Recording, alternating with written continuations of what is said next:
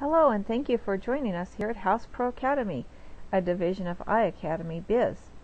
Today's topic is Buy Your First Home, the Home Buyer Basics, and we're going to show you how to go through each step to find and purchase your family's dream home. This course is approximately 6 hours long, and after completing this course, you will be prepared to get qualified and buy your own home with the help of your team of professionals, including realtor and mortgage lender. If your dream is to go from renter to homeowner, you're in the right place. We'll show you exactly how to get there. Now let's talk about paying rent to your landlord. If you're a renter, you're already paying a mortgage. It's just not your mortgage. When you pay your rent each month, you are paying for the landlord's mortgage, taxes, and insurance payment. You are helping your landlord to buy his house. You make all the payments, and at the end of 30 years, the mortgage is paid off and he owns the house free and clear. But yet you will continue paying rent for the rest of your life. Now that's enough motivation to make you want to buy your own home, isn't it? What caused you to start thinking seriously about home ownership? Maybe it was a major life event such as graduating from college, getting married, or having a baby. Or maybe you're intrigued because of the low prices and interest rates today. Whatever your reason, we're glad you're here. Today you're taking the first step toward creating your future. Are you ready? Let's get started.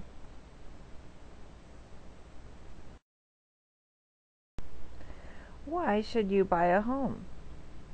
We're going to talk about the most common reasons, but I'm sure you already have your own reasons. Some renters live in an apartment with no yard, and they desire to move to a single-family residence with a yard for the kids to play in. Instead of continuing to rent, they decide to buy a home. Some folks may simply say, you know, I want to have something to show for my money. That's another way of saying that you work hard, so you want to invest your money into something tangible that you can really touch, see, and feel. Something that helps you recognize the value of your efforts you're working so hard for. In today's real estate market, it's cheaper to own a home than to rent.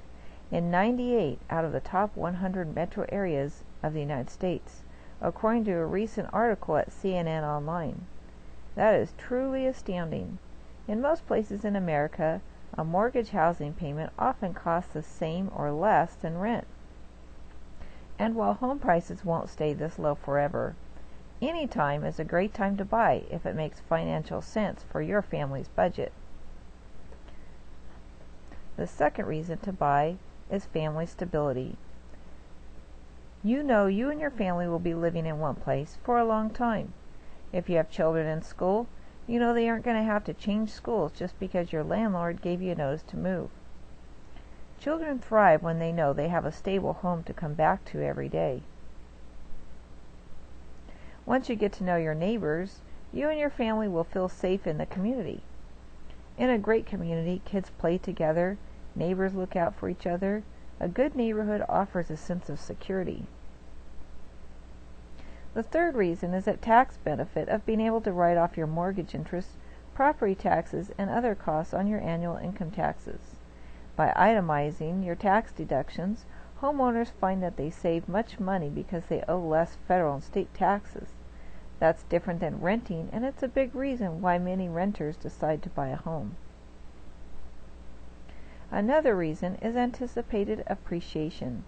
That's why a lot of homeowners invest in a house and they think of it as an investment. Although I would caution you not to buy a house solely for future appreciation, because a house may depreciate in the short term depending on the market.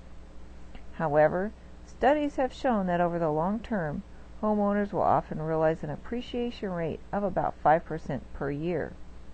That's why we talk about buying and owning a home for the long term. Another great reason to own your home is future retirement. After you pay off your mortgage, you will own your home free and clear without any monthly mortgage payments. All you'll have to pay are taxes and insurance each year, and perhaps homeowner dues if you live in an HOA community. So with your mortgage payment gone, your overhead is greatly reduced and you can afford to retire. Now that's a great future to look forward to. Many families start with home ownership as a basic foundation of their wealth strategy. As you build your financial portfolio, Buying your first home can be a vital stepping stone to wealth management. Although we don't advise you to purchase your family's home as a way to get rich, we do realize that many homeowners will eventually move up to a larger home for their family, and when they do, they often keep their first house as a rental property. They hope to receive a small income from the cash flow each month and then pay off the mortgage and receive a larger cash flow. The rental income helps supplement their fixed budget during retirement years.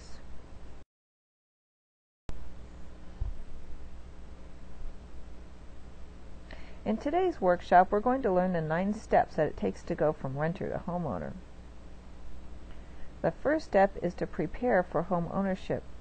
We're going to show you exactly what you need to do to become a qualified, serious, motivated buyer. We'll show you how to get your credit ready and secure a good mortgage loan. The second step is getting ready to shop for houses and find the type of neighborhood you want to live in. The third step is to shop for a house. We're going to show you how to get daily email alerts of new homes listed for sale from your realtor.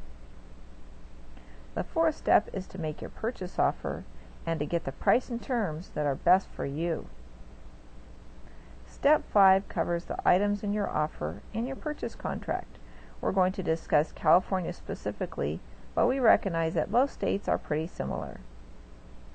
The sixth step is negotiation phase and arriving at a mutual price and terms that will suit all parties, including what appliances are included with the sale, what items the seller will repair, and what day you will be closing.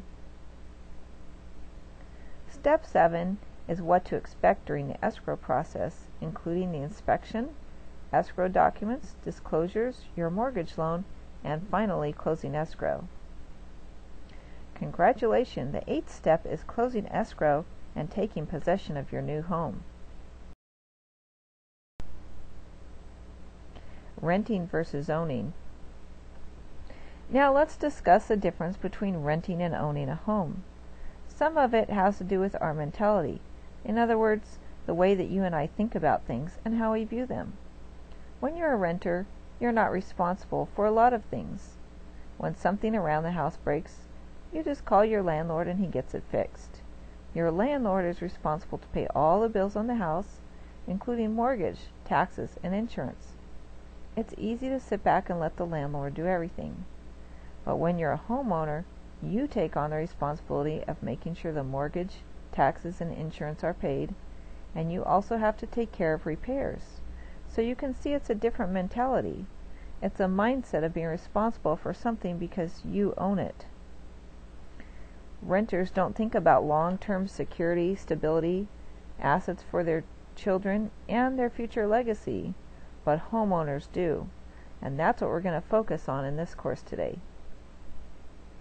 The main difference between renting and owning a home is that rent only goes up. In fact, have you ever heard of a landlord lowering their rent? No, that never happens, because the goal of a landlord is to raise the rent over a process of years. So when you're a renter, your rent is only going to go up every year. But if you're a homeowner with a fixed rate mortgage loan, as we advise you to get, your payment will never go up.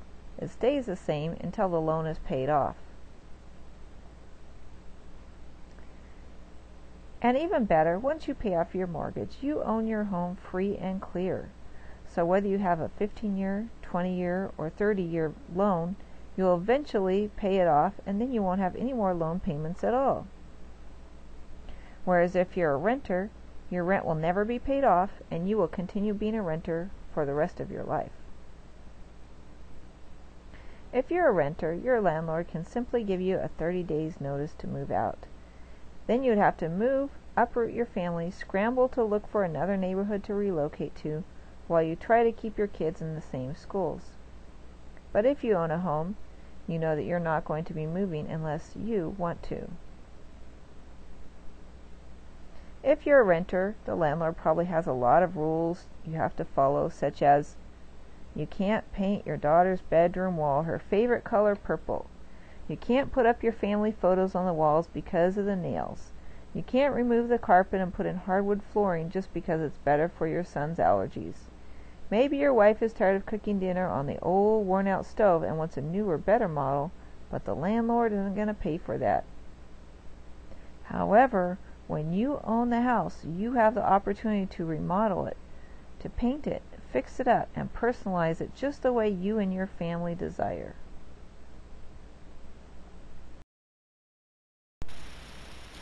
Thank you for joining Contact us here us today at House Do you Pro want to get in Academy. touch with us? We hope you enjoy this You can reach online me at course and seminar, 888-550-9340, and you can benefit from it or you can immensely. always email us at any time. If you found out about this course through your local realtor, please touch bases with him or her now and let them know that you have completed this course. Your realtor will be excited to know that you're now educated about the process of buying your first home and you're ready to get started and take some action.